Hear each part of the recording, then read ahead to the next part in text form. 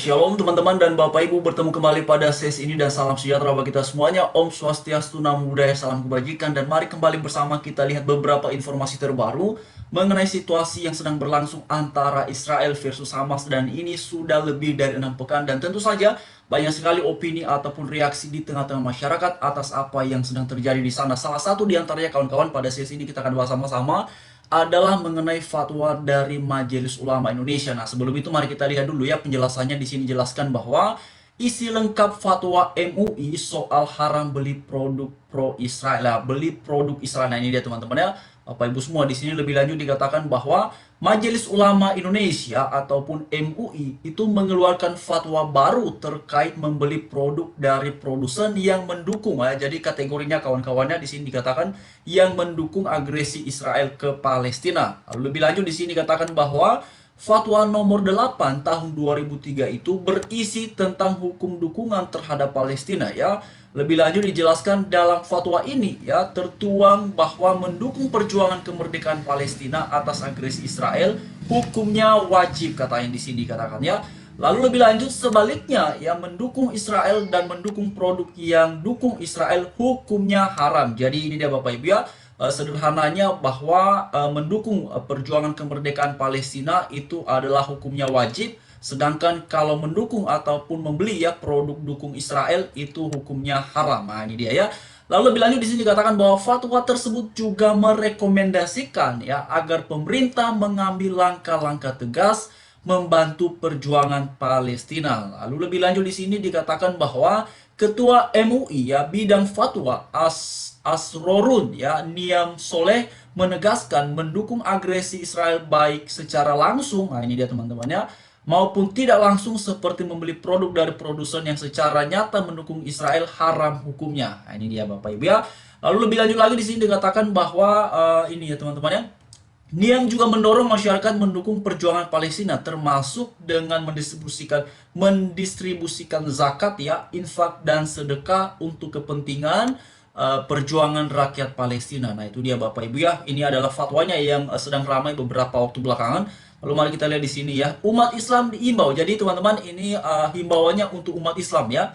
Dikatakan untuk mendukung perjuangan Palestina seperti gerakan menggalang dana kemanusiaan ya dan perjuangan mendoakan untuk kemenangan dan melakukan sholat goib ya untuk para syuhada Palestina. Itu dia Bapak Ibu ya jelasnya. Lalu di sini juga ada penjelasan mengenai adapun rekomendasi agar pemerintah mengambil langkah-langkah tegas membantu perjuangan Palestina lanjutnya bahwa bisa melalui jalur diplomasi di PBB untuk menghentikan. Nah, teman-teman kalau mengenai diplomasi di PBB ini kemarin kita udah lihat ya, Presiden Jokowi juga menyerukan ya di pertemuan Oki ya, teman-teman Bapak Ibu semuanya, bahwa untuk segera dilaksanakannya gencatan senjata. Tapi itu kan beberapa waktu yang lalu di PBB juga ditolak ya oleh pihak Israel. Lalu kemudian Pak Jokowi juga minta untuk jalur kemanusiaan ya dibuka agar dipermudah aksesnya dan segala macam. Tapi kawan-kawan semua, kita semua lihat ya beberapa waktu belakangan memang Israel pun juga sangat memperketat sekali ya mengenai segala sesuatu yang masuk ke Gaza, karena mereka mengantisipasi terutama mengenai bahan bakar Bapak Ibu ya. Itu yang sejauh ini saya lihat itu pihak Israel tidak mengizinkan ya. Bahan pokok ya, sandang pangan teman-teman, makanan itu yang bisa dikonsumsi itu diizinkan oleh Israel masuk ke Gaza. Tapi kalau mengenai bahan bakar, mereka tidak mau mengizinkan itu karena katanya mengantisipasi bahan bakar itu bakalan diambil oleh pihak Hamas dan segala macamnya. Itu yang kemarin saya lihat teman-teman, bisa memperhatikan juga di video kita sebelumnya ya. Israel tidak mau kalau kemudian itu bisa dimanfaatkan oleh Hamas teman-teman. Jadi mengapa bahan bakar ini menjadi penting bagi Hamas? Karena Hamas ini kan bukan ada di permukaan tanah ya, tetapi mereka ada di bawah-bawah tanah, dan itu sekian puluh meter ya kawan-kawan Bapak Ibu semuanya ke kedalaman tanah ya, yang di atasnya adalah gedung-gedung seperti rumah sakit yang ditemukan oleh Israel beberapa hari yang lalu.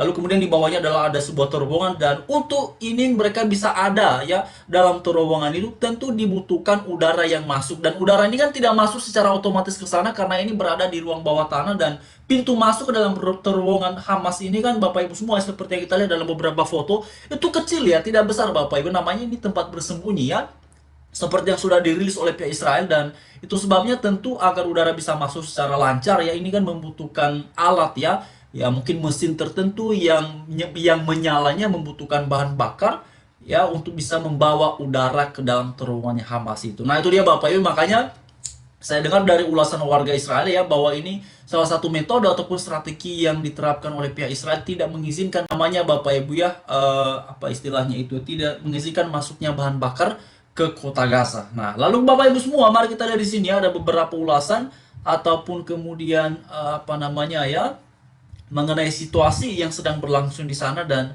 memang Bapak Ibu ini pro dan kontra ya terkait dengan situasinya ini. Dan kalau kita lihat mengenai apa namanya ya fatwa dari MUI ini dia Bapak Ibu. Banyak produknya Bapak Ibu. Saya lihat tuh kemarin ya ada beberapa produk yang kemudian apa namanya dihimbau untuk tidak dibeli ataupun di dalam fatwa itu ya hukumnya haram teman-teman ya.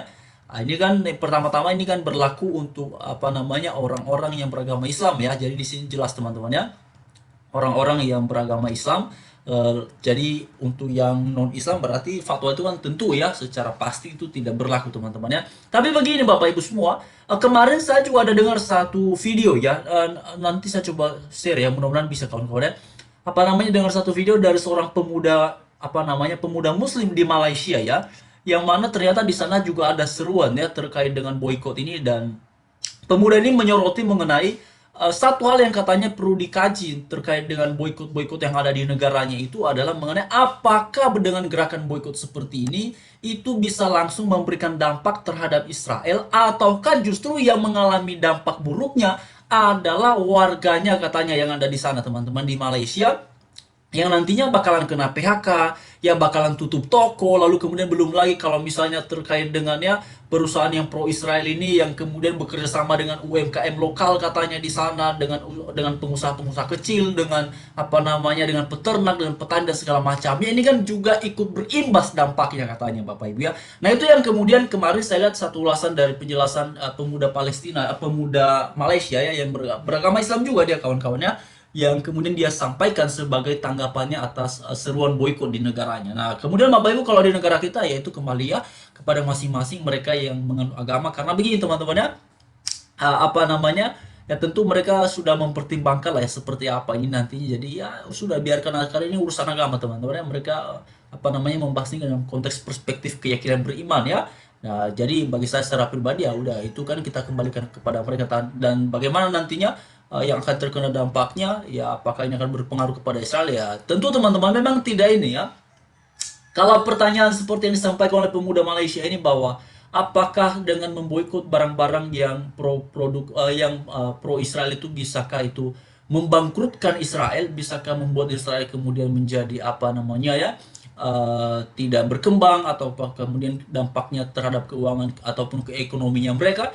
Menurut yang katanya kita belum tahu, belum ada analis mengenai itu, tetapi beliau ini pemuda ini menyampaikan bahwa yang pasti dengan adanya gerakan boykot ini yang pertama sekali terkena dampaknya adalah karyawan yang bekerja. Dan dia menyoroti katanya bahwa yang bekerja di tempat-tempat ini seperti McD yang beberapa waktu yang lalu katanya juga di demo kawan-kawannya, ternyata demo-demo juga ada di luar sana Bapak Ibu ya, bukan hanya di bangsa kita Indonesia ya. Katanya banyak juga warga-warga yang apa namanya yang bekerja di situ adalah orang-orang yang beragama Islam ya. Orang-orang katanya sekeyakinan dengannya, itu yang disampaikan oleh pemuda Malaysia ini kawan-kawannya. Dan kalau kemudian toko itu tempat itu tutup, yang pertama kena PHK ya tentu mereka yang bekerja, yang salah satunya adalah orang-orang yang sekeyakinan seagama dengannya, kata yang disampaikan itu Bapak Ibu ya. Jadi itu dia teman-teman ya, ini sudah ramai sekali memang ya, sudah ramai sekali dibahas di dalam ruang publik mengenai pro kontra ya terhadap situasi yang sedang berlangsung di sana. Dan salah satu ya situasinya sebagai bentuk kontra terhadap Israel seperti yang dilakukan oleh Majelis Ulama Indonesia, di sini dikatakan bahwa mereka mengharamkan apa namanya produk-produknya apa istilahnya Bapak Ibu sebentar ini sebentar ya, ini dia teman-teman ya. Ini dia ya. Jadi seperti yang kita lihat di sini ya. Istilah lengkap fatwa MUI soal haram beli ya. Jadi haram beli kawan-kawan, ini haram membeli produk Israel. Nah, itu dia Bapak Ibu. Bagaimana menurut teman-teman Bapak Ibu semuanya terkait dengan dinamika yang seperti ini? Ya, tanggapan teman-teman silakan Bapak Ibu ya, kembali kepada masing-masing kita mengenai hal seperti itu. Ya, jadi tetapi yang pasti teman-teman ini sudah lebih dah sudah melampaui 6 pekan dan situasinya semakin mencekam ya.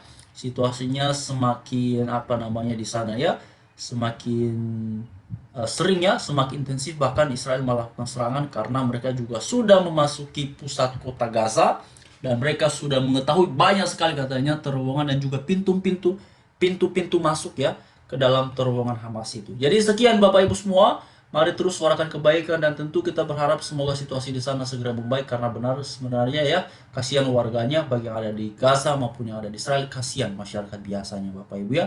Dan terima kasih.